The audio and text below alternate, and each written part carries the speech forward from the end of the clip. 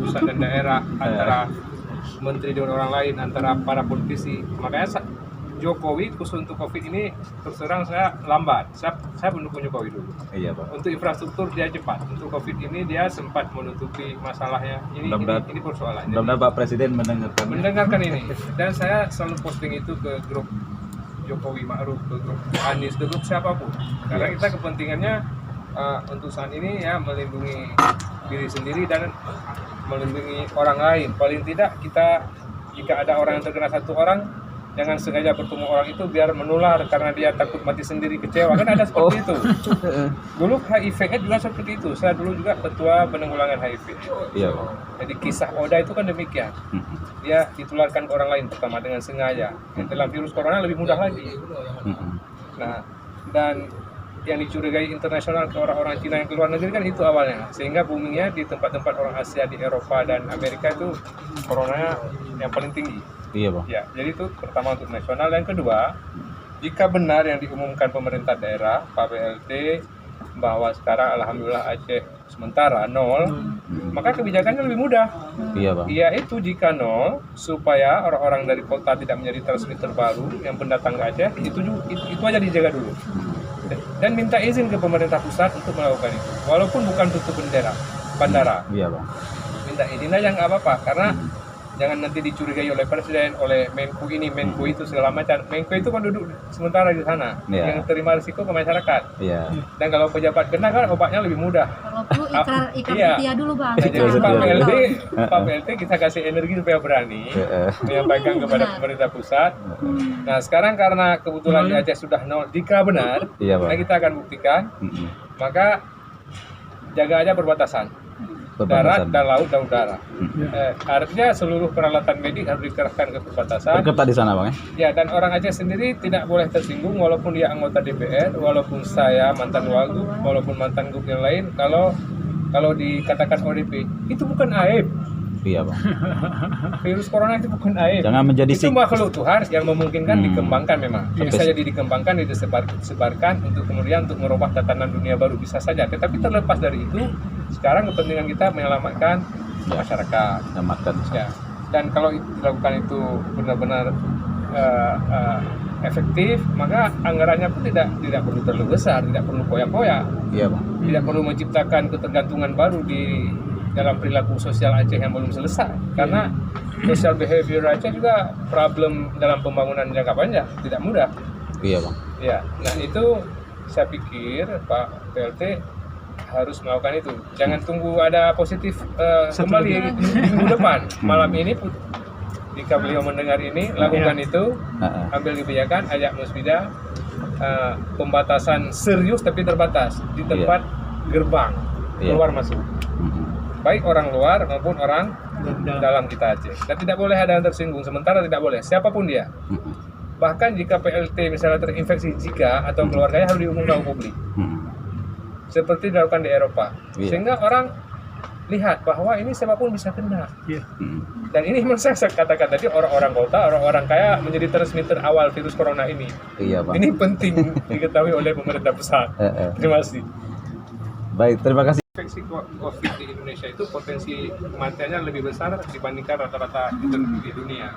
Tapi membantah itu di nasional. Jadi apalagi di daerah. Nah maka di kemudian hari ketika terjadi ketegangan antara pemerintah pusat yang menyatakan ini kewenangan lockdown dan sebagainya, ada aturan nasional bahkan daerah ditegur gitu ya. Ditegur, dan kalau diterjemahkan secara keras kan membuka peluang dipidanakan karena melanggar undang-undang kesehatan. Akhirnya kan secara sporadis ya daerah-daerah. Ini artinya tidak ada soliditas. Nah, semestinya tidak perlu lama-lama karena kan penyakit sudah nampak. Dan Cina yang tidak mungkin menutup diri, bahkan salah satu negara yang paling mesra dengan Indonesia, orang yang banyak di Indonesia dan orang Indonesia banyak juga ke Cina tiap hari, mulai dari mahasiswa, tenaga kerja, kemudian pengusaha. Itu pasti menjadi transmitter, pembawa virus. Sebagian mungkin daya tahannya kuat, tetapi ketika terkena kepada orang lain kan beresiko lebih besar. Nah ini persoalannya. Di Aceh juga sama. Di Aceh tidak ada soliditas juga, dan mestinya kalau di Aceh kalau ada pengalaman penanganan konflik atau ex-konflik tentu akan lebih responsif, akan lebih sensitif, apalagi ini virus tidak nampak. Dulu kami pasca perdamaian kan masa transisi paling awal itu masa saya dan Pak Irwan. Jadi kita tidak tangani virus, tapi menangani sesuatu yang nampak dan lebih menakutkan karena nampak. Sekarang nggak nampak. Dan ini juga ada nilai teologis di dalamnya. Ketika Tuhan menegur, kalau diterjemahkan, virus tidak nampak, Tuhan juga tidak bisa dilihat langsung. Kenapa orang takut kepada Tuhan? Begitu kepada virus takut, karena langsung ada konsekuensi. Itu bisa digaji secara akidah. Nanti oleh besar dan semuanya. Nah, jadi intinya bahwa semua ada hikmah. Dan mestinya Indonesia termasuk di Aceh tidak perlu lama-lama belajar. Memang kita sudah diumumkan, sejauh ini belum ditemukan vaksin bahkan oleh Cina sendiri. Semuanya masih mencoba. Tetapi jangan sampai berilusi dan berspekulasi seperti dilakukan pemerintah nasional. Kemudian imbasnya masyarakat akhirnya susah digerakkan kesadaran. Ditambah lagi jika ada perilaku sosial yang salah memahami iman dan agama. Kemungkinan Bang itulah. Jadi saya berangkat dari Prof tadi yang mengatakan bahwa masyarakat Aceh itu ya masyarakat yang saya pikir welcome sekali. Iya. Kan kemarin kami mewawancarai jubir COVID-19 Pak Saifullah di sini. Saya menanyakan apakah masyarakat Aceh batal? Enggak, dia bilang. Saya nggak melihat masyarakat. Ya, dan beliau saya lihat isu agak saya nyambung. Bahasan saya sih seperti itu karena seperti yang disampaikan masyarakat tanya beretas lah. Nah mungkin pada dataran arah kebijakan bagaimana dalam komunikasi secara kebersamaan atau misalnya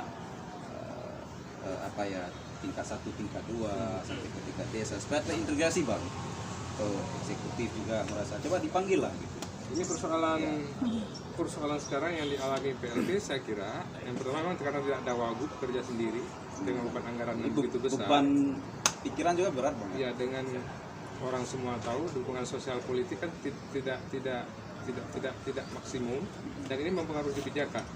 Kan orang tahu ini dulu menang lebih didominasi misalnya oleh pengaruh suara Pak Irwandi yang kemudian ditangkap atau dihukum. Iya Bang. Nah sekarang Pak Nova kan harus mengendalikan kembali keadaan ini, berkomunikasi dan tidak boleh evolusi. Ini yang paling penting. Ini yang penting Pak ya. Ini yang paling penting. Jadi kita utamakan kemanusiaan. Ya dan kalau saya dulu dengan Pak Irwandi kan orang-orang lapangan yang dulu memang tiap hari menghadapi resiko melampaui virus ini. Iya Bang. Jadi ditangkap, ditembak, mungkin diculik. Betul. Jadi fenomena di lapangan kita tahu Bang. Dan kita jadi wagub dulu bukan dalam posisi sebagai orang yang terbiasa dengan hal-hal yang statis. Kita dinamis terus. Jadi kalau tidak ada tantangan rasanya tidak pas bekerja. Nah ini yang saya pikir harus dikomunikasikan dan terutama anggaran pun harus benar-benar dibuat cepat. Sebenarnya tidak rumit karena dulu kami pernah mengalami dalam sektor yang lain. Ini masa mengucurkan anggaran Bang langsung ke grassroots-nya tentunya ke masyarakatnya. Dan harus dikawal. Harus dikawal dengan ketat. KPK kan sudah mengisyaratkan kalau ada penyimpangan di penggunaan anggaran untuk corona ini hukumannya akan lebih serius. Mudah-mudahan benar seperti itu. Nah jangan banyak nanti habis ke ada pasal pemberat. Nah maka saya menyarankan kepada Pak Gub, termasuk pembelian masker pun dan lain-lain nanti harus dicek. Karena sudah kalau benar-benar nanti terjadi sedikit saja penyimpangan kan jadi problem. Ini masalah nyawa orang. Ya sebenarnya kita dapat OSISMU itu dari uang nyawa sebagiannya kan, karena efek gerakan merdeka dan referendum itu dapat OSIS yang dinikmati oleh termasuk orang yang pernah anti referendum dan anti isu merdeka. Iya betul Bang. Ya. Nah itu harus kita ingat. Saya ingin kabarkan hal seperti itu. Jadi orang harus ingat dana OSIS itu juga sebagiannya ada makna darah di dalamnya. Kaum pejuang. Nah, jadi ini menjadi penting sehingga sekarang bisa dinikmati oleh siapapun termasuk yang anti referendum dulu.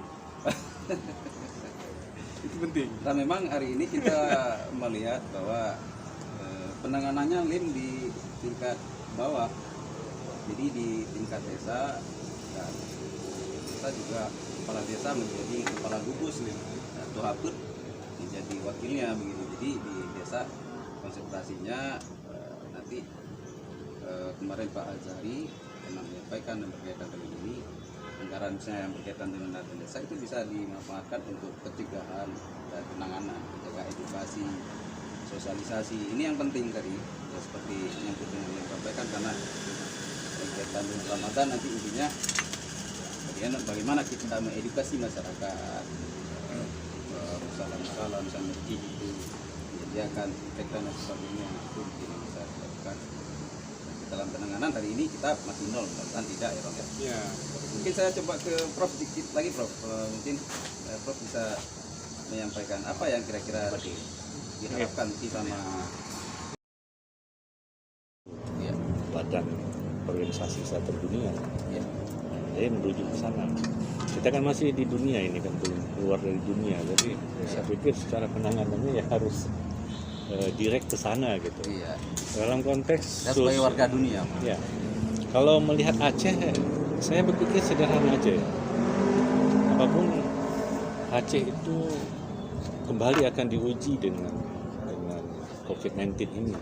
Kita beberapa kali sudah diuji dan sudah teruji gitu. Oleh karena itu secara sosio-kultural masyarakat Aceh itu punya apa ya? Punya karakteristik yang tersendiri. Tapi dalam konteks konstitusi negara itu kita pun harus tahu bahwa warga itu berhak memperoleh perlindungan dari negara, dan negara itu punya kewajiban di dalam melindungi warga. Jadi ini inti sebenarnya. Artinya pemerintah hari ini juga diuji. Ya, diuji juga. Nah, di samping itu secara sosial kita kan punya persoalan-persoalan di Aceh. Betul. Persoalan kemiskinan, persoalan sosial yang belum selesai, Ya. Dan angka kemiskinan percepatan tingkat 1. pembangunan. Ya. Karena orang lupa ya. Tadi Bung Nazar ada sebutkan kenapa nggak transparan sebenarnya.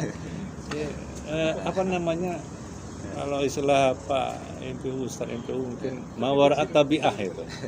Di sebaliknya ini apa itu yang harus dipikirkan sebenarnya. Jadi bukan apa.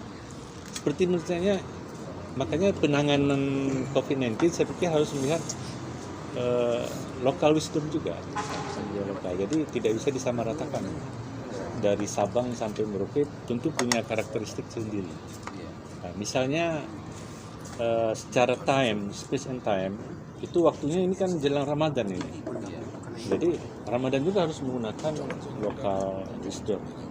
Karena ada standar kesehatan loh. Standar kesehatan itu adalah physical distancing kan. Kita diuji kembali bagaimana fikih kita tentang beribadah yang harus diatur kembali. Bukan dilarang beribadah. Jadi ini sangat yang masif ke permukaan kan. Tutup tempat ibadah itu. Yang menjadi problem Prof, soalnya kepanikan tingkat tinggi, stigma ini. Ya, stigma Sehingga penalaran yang keliru mungkin Prof. Jadi oleh karena itu saya pikir penanganan yang sangat substansial adalah COVID-19 itu empirik ya. iya Prof. Empirik. Nggak bisa dihayalkan. Ini penyakitnya, ini penanganannya itu sudah jelas. Itu tuh yang. Satu lagi secara kultural keacehan. Kita punya teologi ya, punya pemahaman keagamaan, kita itu punya akidah ya, punya cara pandang dalam hadap ini. Tadi Bung Najar sudah mensitir sebenarnya, itu kan perintah Rasulullah ya. Kemudian ada ketika masa Umar bin Khattab itu, kamu jangan pernah ada surat yang paling filosofis itu, para gubernur ya, Mesir. Apabila surat ini Anda terima ketika siang hari, tinggalkan kota sebelum matahari terbit. Apabila surat ini diterima pada malam hari, tinggalkan kota sebelum matahari terbit. Begitu urgennya. Tapi beliau nggak mau. Baru gubernur yang ketiga yang baru mengeksekusi Amru bin As nggak salah namanya yang terakhir kan, sehingga pergi gunung-gunung itu membuat disparitas antar warga. Jadi artinya apa? Aceh ya, saya berpikir secara ideologi keislaman itu punya penanganan itu.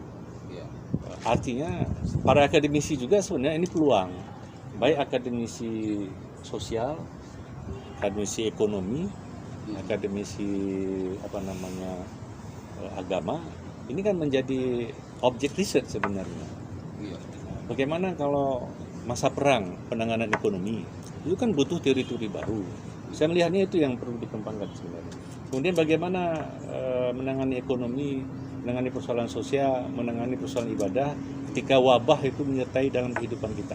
Nah, ini kan ujian-ujian sebenarnya ini ya, yang belum ada sebelumnya gitu. Kita sepakat bahwa ini ujian sebenarnya. Dulu pasca tsunami, saya melihat ditayangkan di TV setelah gempa, orang kita kan santai-santai aja kan, makan sarapan pagi-pagi, karena belum memahami bagaimana tsunami itu datang. Tapi begitu 3 bulan setelahnya ada gempa di Bantul, begitu gempa orang langsung nggak punya pegangan apa-apa kan. Jadi ada yang mengaruhi sikap. Saya pikir itu juga. Nah, problemnya tadi disebutkan kita sudah dilakukan jam malam. Mungkin istilahnya saja mungkin traumatis masa lalu juga kita kan pernah ada jam malam, ada darurat, ada semua darurat sudah ada di Aceh. Itu sudah lengkap. Jadi mungkin itu. Ini Bang Nazar banyak catatan. Sudah ada Komplikasi. Jadi warga kan ya stigma negatif itu muncul. Jadi kalau tanya ke saya, nanti mungkin sekarang dari MPU lebih mempertegas, setiap insan yang beragama itu harus taat kepada Allah dan Rasul dan pemimpin. Gitu. Sepanjang pemimpin itu tidak menyimpang dari persoalan agama. Jadi persoalan-persoalan empirik kita percayakan. Kalau dalam bahasa hari-hari ada standar kesehatan. Sama ada dengan misalnya protokoler taziz mayat misalnya. Itu nggak perlu fatwa macam-macam lagi menurut saya. Memang ada protokolernya seperti itu. Jadi itu karena memang ini empirik dia. Kecuali ada hal-hal yang luar biasa di atas kehendak Allah. Jadi kita itu akan teruji. Oleh karenanya saya berpikir bahwa tentu menghimbau ya kepada kita semua di Aceh. Coba ambillah momentum COVID-19 ini dengan berbagai kekurangan baik skala nasional dan sebagainya. Bisa nggak penanganan di Aceh itu menjadi role model bagi bangsa ini? Itu yang paling penting dan strategis sebenarnya. Aceh itu sangat open sebenarnya. Kalau filosofi Romo Aceh punya pintunya kecil kan, sulit masuk. Tapi kalau sudah masuk ke dalam, payah. Jadi itu welcome. Jadi saya pikir kita welcome. Oleh karenanya pengaturan. Kalau mau strategis pembatasan, Aceh sangat sederhana saya pikir. Hanya ada beberapa pelabuhan dan terminal bandara. Kemudian bukan tutup ya. Diperiksa secara signifikan sesuai dengan standar kesehatan di Tamiang, di Kutacani, di Sebulu Salam sudah oke saya pikir. Jadi ada warga-warga Aceh yang dirantau atau yang di luar negara di mana-mana. Kita bukan menolak warga saudara kita. Silakan welcome ke Aceh. Tapi prosedurnya ini. Nah, ini yang belum muncul dari kebijakan negara. Jadi sehingga ada orang yang tahu mah tidak boleh takut tersinggung. Takut tersinggung enggak apa-apa. Seperti Menteri Kesehatan. Karena mau obat. Marah. Nanti kita akan bertajam dengan Bang Nazar. Nggak boleh ya, saya setuju itu kan. Jadi sebenarnya malahan inilah diuji kembali peranata sosial yang ada di kampung atau desa. Kita kan punya ilmu mukim, punya lorong, punya kejurun, punya semuanya itu diuji. Ini yang paham jumlah warganya. Tanya ada 2 orang yang nggak ada nih. Dia lagi di luar, kapan dia pulang? Welcome, ya silakan. Tapi sesuai dengan standar kesehatan tadi. Jadi bukan ada saudara kita nggak boleh masuk, enggak. Tapi mengikuti ini. Nah, mungkin ada orang tanya-tanya ini kenapa harus 14 hari? Gitu. Inilah yang saya katakan tadi, ini empirik. Ukuran lu hanya tahu apa matinya hasil ini temuan macam-macam. sementara seperti itu empirik. Inkubasi, Pak. Inkubasi ya. Inkubasi maksimum. Minimal kalau ada di saya misalnya, kalau saya mengurung diri, yang kena itu saya saja, tidak menyebar orang lain. Ketika ketahuan saya itu yang kena, maka sayalah menjadi objek daripada kesehatan. Karena kan mengulas apa yang Prof sampaikan bahwa kita melihat bahwa Islam cukup bijak ya. Kita melihat di koran kemarin itu pemerintah Aceh melakukan suatu komitmen dalam rangka ini di Aceh, termasuk mengikuti prosedur dan dalam pergaulan physical distancing, menjaga jarak makanya juga selama ini kita juga punya komitmen dalam kegiatan ibadah di depannya, kita tetap ada ratasan ibadah di depannya. Mungkin lebih khusus Lim kaitan dengan mendekati Ramadan nanti Lim, mungkin berapa 16 hari lagi, 9 hari lagi, betul 9 hari lagi, 16 hari tanggal 24 ya. Ya, ini kan seperti biasa kita kan kalau Ramadan selalu menyambut Ramadan itu dengan penuh gembira dan luar biasa dia. Masa Ramadan sebagainya. Ya, setelah itu kan Idul Fitri. Nah, selama ini gimana nih MPU dengan Dinas Syariah Islam, mungkin dengan pemerintah, pihak otoritas dan ke atasnya? Apakah kira-kira sudah ada suatu kesepahaman bagaimana kedepannya harus kita lakukan, kita lakukan? Apakah kita berlakukan di Aceh ini salat tarawih dan kegiatan-kegiatan Ramadan lainnya? Karena kemarin juga kami mengikuti ada sedikit perbedaan pandangan dengan Kemenak, dengan pemerintah pusat dalam hal ini. Mungkin lebih bisa menceritakan langsung. Baik, terima kasih.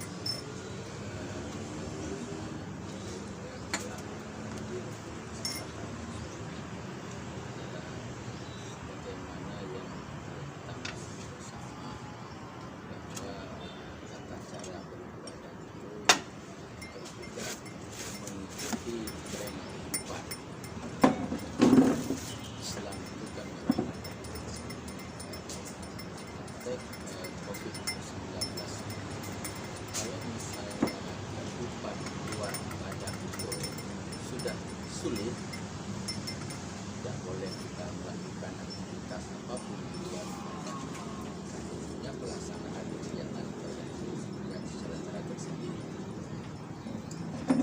Jadi untuk konteks sekarang ini kita lihat belum ada keseragaman antara proses kehidupan di luar ibadah dengan tuntutan di dalam ibadah.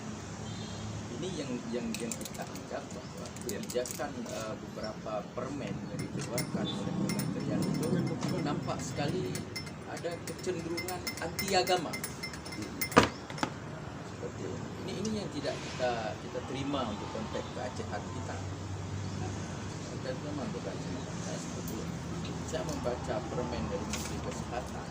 Jadi physical distancing sampai ke rumah. Jadi beribadah di rumah masing-masing, tapi juga menjaga jarak jauh. Itu kan aneh. Iya, seperti ini. Kan hal yang seperti ini kan tidak perlu. Kenapa dalam konteks yang lain tidak berlaku? Nah, ini yang kita pertanyakan. Jadi makanya kita katakan bahwa proses pelaksanaan ibadah itu mengikuti treatment kegiatan masyarakat. Kalau misalnya pemerintah melakukan lockdown seluruh kegiatan masyarakat, maka ibadah juga akan bisa di-lockdown. Ibadah bisa dilaksanakan di rumah. Apapun boleh. Salat Jumat juga boleh diganti dengan salat Zuhur. Kalau memang dalam kehidupan yang lain tidak bisa bergerak. Ini bahkan ada di akun Twitter salah satu, mohon maaf karena memang di sini disebutkan salah satu relawan Pak Jokowi. Dibalikan mengatakan apakah Kemenak bisa nggak menggantikan nanti puasa dengan bayar biasa saja? Nah, ini sangat berbahaya Bang. Nah, mungkin dia bisa itulah kan kita tidak tahu setiap diskusi di tingkat orang-orang kenapa kita tidak tahu lah kenapa sasaran diskusi mereka itu yang hanya tertuju kepada pelaksanaan ibadah, kegiatan-kegiatan keagamaan. Padahal kalau kita lihat dengan kasat mata, orang yang datang ke musala itu sudah bersih, sudah ngambil wudhunya, sudah ngambil wudhu, pakaian sudah bersih. Sesudah itu juga musalanya sudah bersih. Sekarang ini sudah luar biasa kebersihan, amal-amal semuanya. Jadi kalau kita lihat orang yang pergi ke tempat tempat ibadah jauh lebih memenuhi standar kesehatan dengan di tempat-tempat keramaian yang lain. Termasuk di kantor pemerintah. Ajoknya yang dia kirim. Standar Di kesehatan. Pak Badri. Kenapa rumah ibadah yang jadi putaran diskusi?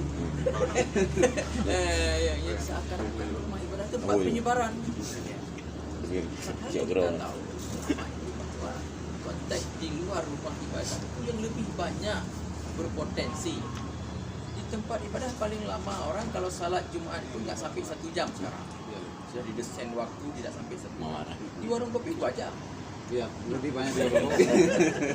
Ya kan ini seperti ini. Kalau salat 5 waktu hanya 15 menit sudah selesai.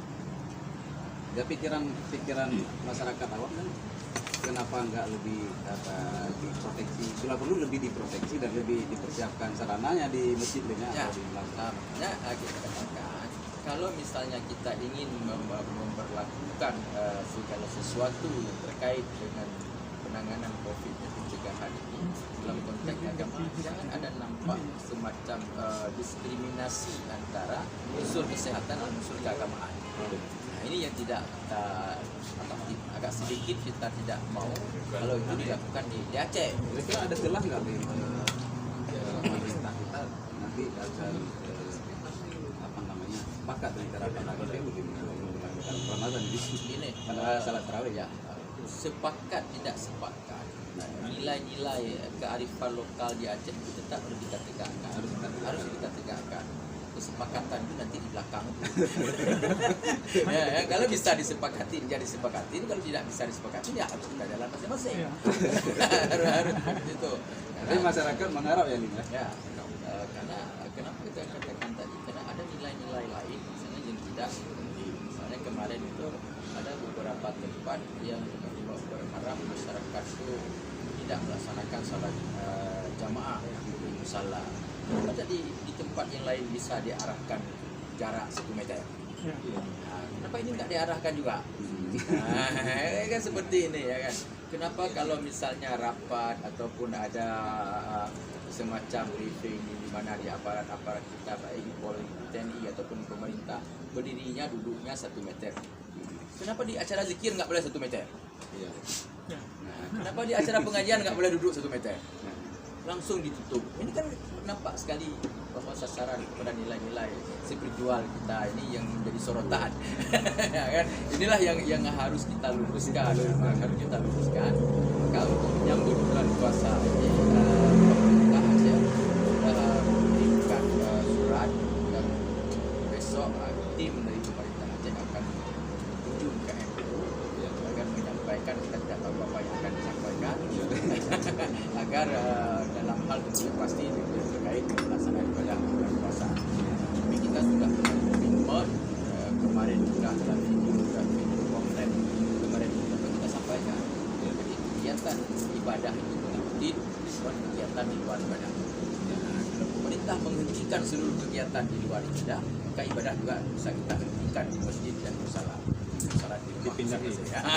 Jadi sama dia. Jadi tidak ada hal-hal yang berbeda dan di luar dengan itu yang kita sampaikan ke pemerintah dan mungkin akan kita sampaikan, kita rumuskan juga adalah pelaksanaan ibadah di bulan puasa.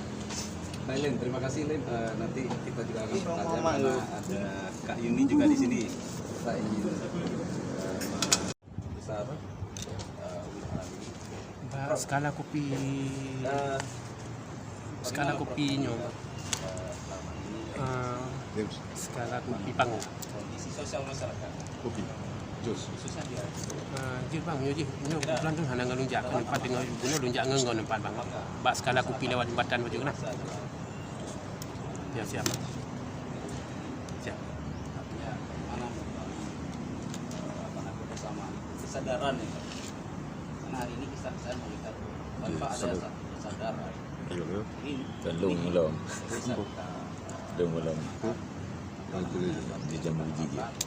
bahwa virus Teman ini lu deh. akan, bisa tertangani dia. Karena belakangan kita juga sudah melihat kebijakan pemerintah sekarang acak canggung kayak trial and error, coba salah. Ini jadi problem saya lihat. Kemarin itu lockdown, itu dibuka lagi. Jadi kan sehingga timbul kepanikan. Nah, akibat ini timbul stigma. yang Mbak Pintu. Nggak boleh dekat seperti yang Bang Nazar sampaikan tadi ya. Saluddin itu ada orang Aceh akan pulang ke kampung halaman, tidak mau dia pulang di negara yang lain, mungkin akan pergi kemungkinan ada beberapa dinas kesehatan. Bagaimana Prof mengamati tentang sosial masyarakat? Mungkin apa yang harus dilakukan supaya lebih steril? Baik, di sana.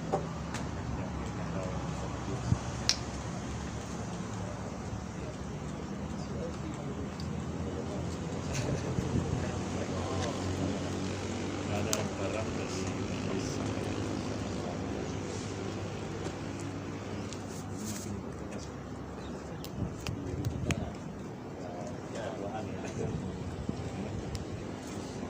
begini. Betul sensitif melihat ini. Dan hari ini di Aceh tempat kami berada serta dengan pihak otoritas di sini, guru kita nanti akan memberikan pencerahan dan bimbingan tentunya gimana ke depan lebih baik. Satu kebahagiaan di Nanggro Aceh Darussalam, artinya update informasi dari tanggal 12-13 positif corona di Aceh 0%. Namun hal ini bukan berarti juga menjadi suatu kegembiraan dan euforia kita. Kita tetap harus selalu menjaga diri kita supaya lebih baik. Karena hal ini kalau kita tidak hati-hati, kalau kita tidak respect menyikapi ini dengan arif dan bijaksana, bukan tidak akan terulang kembali pengalaman Indonesia ketika 2 bulan Indonesia, Cina di Wuhan itu sedang marak-mayak terjadi pandemi ini. Di Indonesia biasa-biasa saja, tidak ada terjadi masalah, sehingga kita kurang berpikir bagaimana pola penanganannya. Hingga hari ini di Indonesia update terbaru lebih dari 5.000 pandemi terjadi di Jakarta, di Indonesia. Mudah-mudahan di Aceh menjadi pengalaman ketika Indonesia pada saat itu mengabaikan hal ini, dan hari ini Aceh harus lebih protektif tentunya. Pak Wagub, mudah-mudahan ke depan kita betul-betul lebih aman. Maka dalam hal ini saya ingin pertama sekali menanyakan sama politisi kita ini, Pak sapaan akrab saya dulu, saya pernah di Sira juga pada saat mahasiswa, siapa yang nggak kenal Pak? Maka sapaannya lebih enak Bang Nazar gitu. Anda walaupun beliau adalah pejabat pemerintah aja, jadi saya lebih enak lepas saya panggil Bang. Iya, bebas. Lebih bebas Bang Nazar. Bagaimana Abang melihat suasana di Aceh hari ini dengan kondisi seperti ini, dan satu kebahagiaan sehingga Jubir sudah menyampaikan bahwa hari ini kita 0 positif corona, dan dengan satu orang Bapak Haji 60 tahun asal Banda Aceh dipulangkan dikatakan negatif corona. Dan apa yang kira-kira harus dilakukan baik secara kebijakan, politik, pemerintah, dan masyarakat, harapannya gimana Bang? Silakan. Ya, terima kasih. Assalamualaikum warahmatullahi wabarakatuh. Waalaikumsalam. Sebagaimana kita ketahui, ini adalah salah satu setelah Perang Dunia Kedua dan setelah tsunami di Samudra India, terutama di Aceh waktu itu, ini di era digital paling modern adalah bencana terbesar dan telah ditetapkan oleh WHO dan PBB sebagai bencana dunia pada akhir Januari yang lalu. Tetapi dalam kesempatan ini saya ingin menyorot kebijakan dan tindakan yang harus dilakukan secara nasional. Jadi seperti kita ketahui, pemerintah Indonesia secara nasional memang sempat melamban, dan bahkan beberapa strategi pencegahan dan penghindaran maupun penanganan COVID-19 atau virus corona, atau kata Donald Trump, corona Cina. Corona Cina. Agak rasis misalnya Bang. Agak rasis, jadi sangat melamban. Dan kita memang banyak yang kecewa awal-awalnya. Saya ingat sekali bagaimana pemerintah awalnya membantah, kemudian bahkan sesumbar, bahkan ada yang ulok di media termasuk menteri, dan pemerintah baru menampakkan keseriusan di nasional setelah terpapar Menteri Perhubungan. Nah, hal yang sama saya pikir di Aceh juga harus kita ambil pelajaran, tidak terulang seperti yang terjadi di Jakarta. Jakarta terutama Pulau Jawa, dan yang paling kita khawatirkan adalah hidden coronavirus atau potensi boomingnya atau ledakan korban tersembunyi. Ya, apalagi yang tidak menimbulkan gejala dengan daya tahannya yang kuat, tetapi ketika menular ke orang yang lemah lebih beresiko dan tidak nampak, tidak melaporkan diri.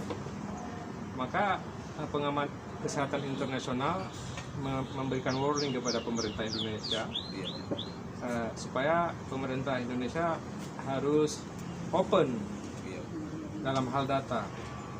Dengan kondisi darurat global seperti ini, tidak ada alasan termasuk bagi Presiden untuk menyatakan tidak mungkin kita buka data nanti panik masyarakat. Tidak bisa seperti itu. Jadi artinya hari ini pemerintah harus transparansi. Harus transparan, dan saya pikir kebijakan pemerintah Indonesia harus fokus dulu dan bersatu padu untuk penanganan kesehatan rakyat dan penyelamatannya. Dan itu kalau selama ini pemerintah dan kaum nasionalis yang menyatakan dirinya Pancasilais itu harus masuk ke situ. Nah, jangan sampai ketika darurat seperti ini justru beda kebijakan dengan daerah bertarung. Pilpres masih jauh. Kalau kebijakan Anies lebih bagus harus diikuti, kebijakan Aceh lebih bagus harus diikuti. Sekarang di Amerika juga sama. Saya pantau tadi malam, kawan-kawan di Washington ke New York. Donald Trump juga hampir sama, dia ribut antara pemerintah federal dan daerah. Akhirnya para gubernur di Amerika sekarang men-take over penanganannya. Dan ini yang harus kita antisipasi ya Pak. Artinya harus diantisipasi. Bahkan Amerika menempatkan dana itu kira-kira kalau dirupiahkan 32.000 triliun hanya untuk satu item penanganan corona. 16 tahun APBN Indonesia untuk satu item pencegahan corona. Jadi kita bisa bayangkan. Ya, karena disubsidi hingga sosial sosial funding, kemudian orang-orang yang ekonomi lemah dengan persyaratan-persyaratan yang sangat ketat, termasuk tidak boleh melanggar pajak sebelumnya. Nah, kembali ke Indonesia dan terutama juga di provinsi. Kalau di Indonesia berkaitan dengan anggaran gimana, Abang positif? Nah, itulah ini termasuk yang ingin saya sampaikan bahwa sepertinya gangguan yang terjadi di software pemerintah Jokowi kali ini termasuk persoalan anggaran. Ya, maka ditolak lockdown. Transparansi juga harus. Makanya menurut saya Presiden dari awal mestinya harus transparan. Ini kalau kita lockdown nggak ada uang, jadi perlu partisipasi semuanya. Di Malaysia juga tidak semua ditanggung pemerintah. Ada yang dibayari oleh saudagar-saudagar yang hidup dalam komplek. Misalnya saya seorang pengusaha, saya biayai komplek saya bantu. Harus seperti itu. Dan ini kan untuk kepentingan bersama. Dikaitkan dengan iman dalam Islam pun kan wajib dilindungi. Tidak boleh menjatuhkan diri kita dalam kecelakaan yang sudah kita ketahui di depan mata, atau naik ke gunung menjatuhkan diri, kata Nabi. Padahal sudah kita tahu itu mati. Bukan berarti untuk apa kita kan percaya kepada Tuhan, untuk apa takut mati corona. Itu kan bukan seperti itu iman. Nah, jadi perpaduan langkah kebijakan WHO, kebijakan Departemen Kesehatan Nasional, dan kearifan sosial maupun agama yang ada di Indonesia, terutama seperti di Aceh, itu harus berhasil dipadukan menurut saya. Tetapi itu harus dimulai dengan transparansi data dan kejujuran pemerintah.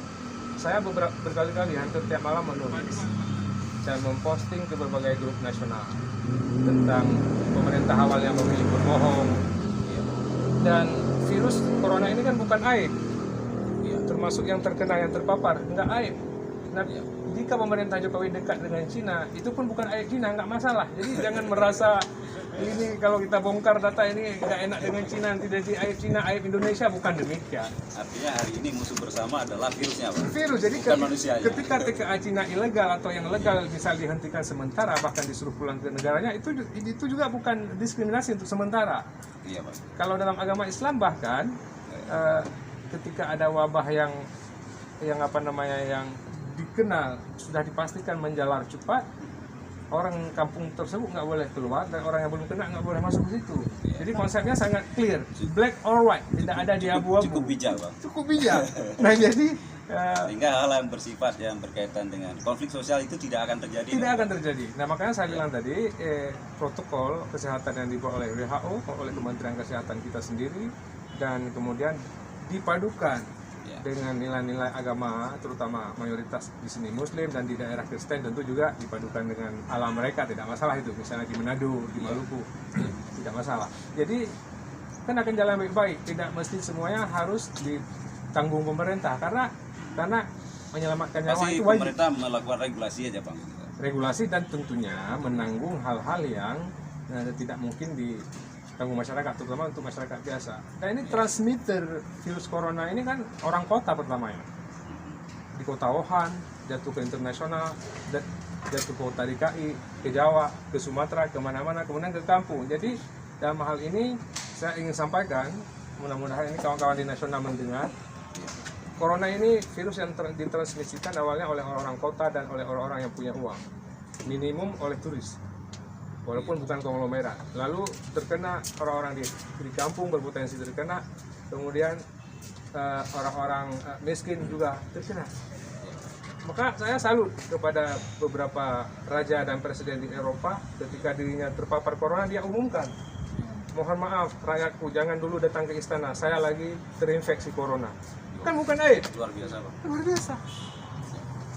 Ngapain kita harus takut, harus menyembunyikan data? Alasan presiden kemarin panik. Menurut saya tidak. Justru kalau dia sembunyikan data, presiden atau menteri kesehatan, ini jadi masalah di kemudian hari. Paniknya justru terjadi tiba-tiba karena di silence semua dan kebijakan akan salah. Nah, jadi itu yang paling penting. Saya ingin menyampaikan, termasuk untuk Aceh. Iya. Baik Bang, Abang tahan dulu. Ya nanti kita akan menanyakan juga berkaitan dengan arah kebijakan politik pemerintah kita mungkin Bang.